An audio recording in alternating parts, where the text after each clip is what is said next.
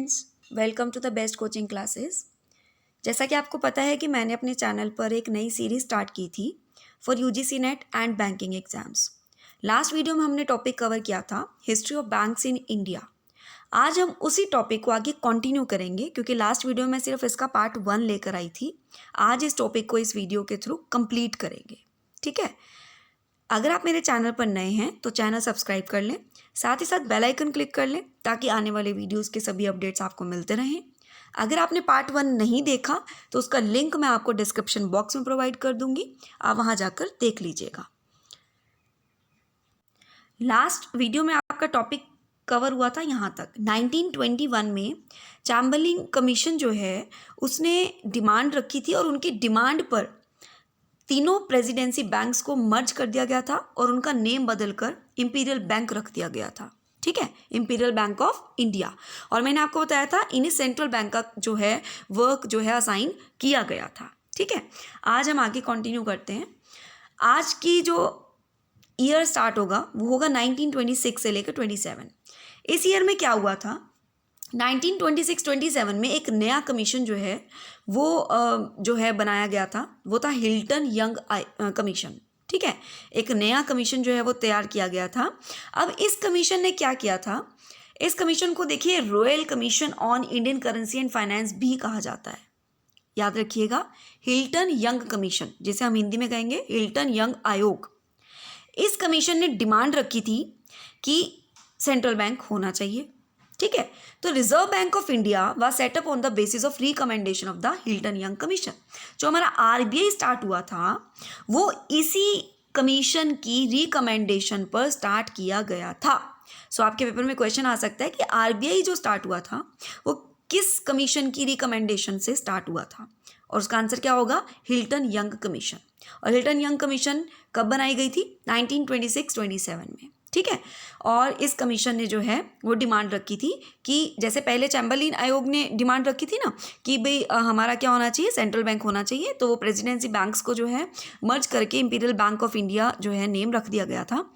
Letter इन्होंने बोला था कि सेंट्रल बैंक अलग से होना चाहिए, तो यहाँ पर आरबीआई की जो है स्थापना की गई थी।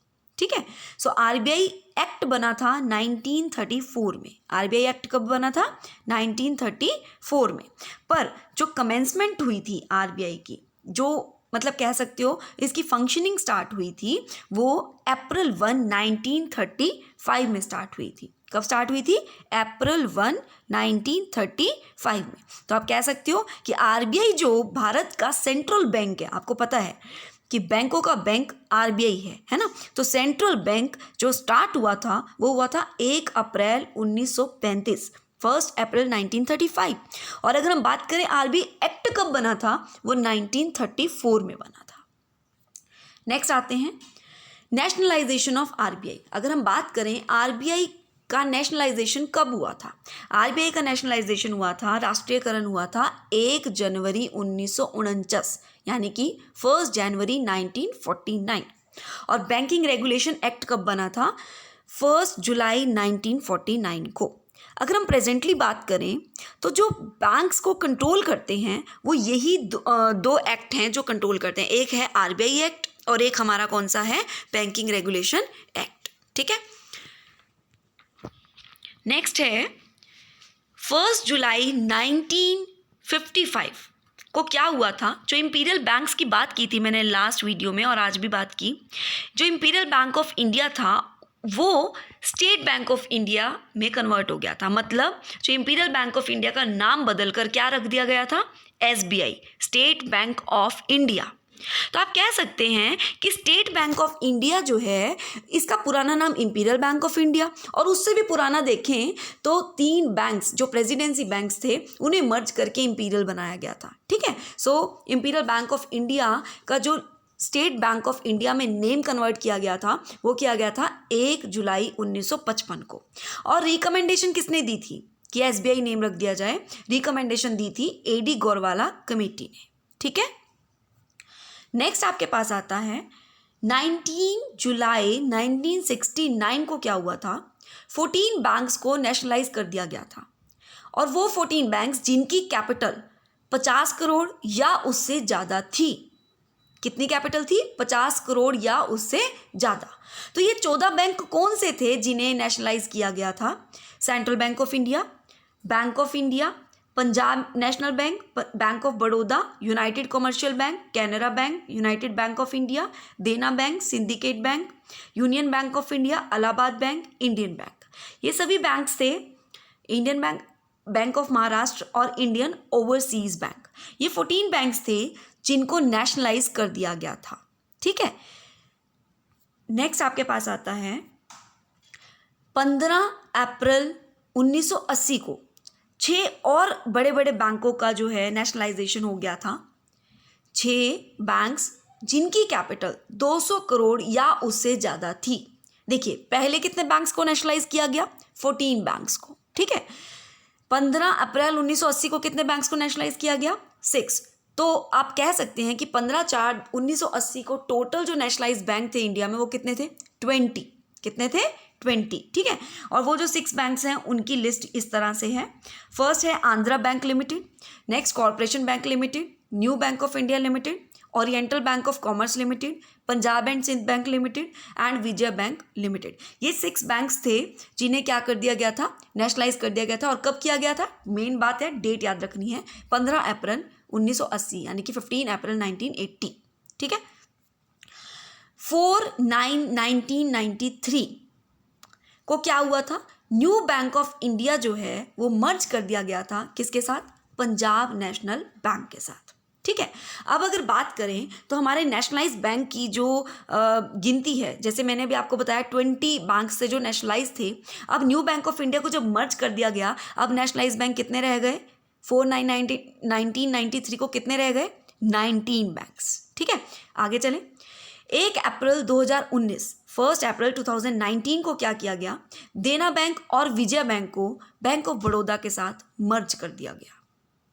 ठीक है, अब आपके टोटल नेशनलाइज बैंक कितने रह चुके हैं? 17। अब आपकी जो नेशनलाइज बैंक की संख्या है वो 20 से 19 यहाँ पर हो गई थी और 19 से 17 इस डेट को हो गई थी। ठीक है, ऑन अगस्त 30, 2019 को क्या हुआ था? फाइनेंस मिनिस्टर सीतारमन जी की जो अनाउंसमेंट हुई थी, क्या हुई थी? उन्होंने कुछ और बैंक्स को जो है वो मर्ज कर दिया था। टोटल 10 पब्लिक सेक्टर बैंक्स को मर्ज करके 4 बैंकों में कन्वर्ट कर दिया था। ठीक है, और ये जो मर्जर है ये अप्रूव हुआ था यूनियन कैबिनेट द्वारा 4 मार्च 2020 को। जो इसको अप्रूव किया गया था वो यूनियन कैबिनेट द्वारा कब किया गया था? 4 मार्च 2020 को जो है अप्रूव कर दिया गया था, जबकि फाइनेंस मिनिस्टर सीतारमन जी ने अगस्त 30, 2019 को अनाउंसमेंट करी थी कि बैंक्स को मर्ज किया जाएगा। ठीक है, और वो कौन से बैंक्स थे जिन्हें मर्ज किया गया? ओरिएंटल बैंक ऑफ कॉमर्स और यूनाइटेड बैंक ऑफ इंडिया, ये 2 बैंक्स को पीएनबी के साथ मर्ज किया गया। ठीक है, सिंडिकेट बैंक को कैनरा बैंक के साथ जो है वो मर्ज किया गया। यहाँ ठीक कर लीजिएगा, यहाँ कैनरा बैंक है। आंध्रा बैंक और कॉरपोरेशन बैंक को आपके यूनियन बैंक ऑफ इंडिया के साथ मर्ज कर दिया गया था और इलाहाबाद बैंक को इंडियन बैंक के साथ मर्ज कर दिया गया था। ठीक है, सो टोटल अगर आप बात करें तो 2 बैंक्स यहाँ मर्ज हुए थे पंजाब नेशनल के साथ, सिंडिकेट बैंक मर्ज हुआ था कैनरा बैंक के साथ, आंध्र बैंक और कॉरपोरेशन बैंक जो है मर्ज हुआ था यूनियन बैंक ऑफ इंडिया के साथ, और इलाहाबाद बैंक जो है मर्ज किया गया था इंडियन बैंक के साथ। तो टोटल 6 बैंक्स जो हैं और मर्ज कर दिए गए थे। ठीक है, अब अगर आप बात करें अभी आपके जो बैंक्स की टोटल जो नेशनलाइज बैंक की जो काउंटिंग है वो कितनी रह गई? Only 11, right. देखिए 17 पहले थे, अभी मैंने आपको बताया, पहले 19 हुए, फिर 17 हुए, अब 6 और निकल गए, तो अब कितने रह गए? 11 बैंक जो हैं वो नेशनलाइज्ड बैंक जो हैं रह चुके हैं, और उसके साथ एक बैंक और है, दैट इज़ SBI। तो टोटल अगर मैं आज आपको बात करूं कि हमारे नेशनलाइज्ड बैंक टोटल कितने हैं, दैट इज़ 12। ठीक है, टोटल हमारे अब नेशनलाइज्ड बैंक कितने रह चुके हैं? 12।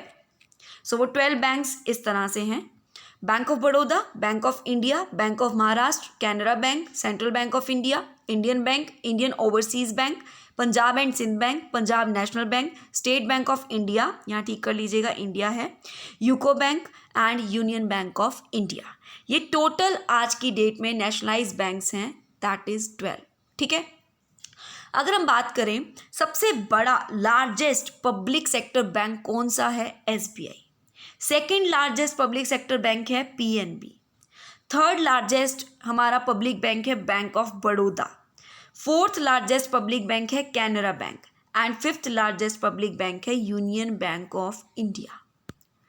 होप आज की वीडियो की इंफॉर्मेशन आपके लिए यूजफुल रहेगी। अगर वीडियो पसंद आई प्लीज़ लाइक कीजिए, शेयर कीजिए, चैनल सब्सक्राइब कर लें, साथ ही साथ बेल आइकन क्लिक कर लें ताकि आने वाले सभी वीडियोस के अपडेट्स आपको मिलते रहें। Thank you and have a nice day.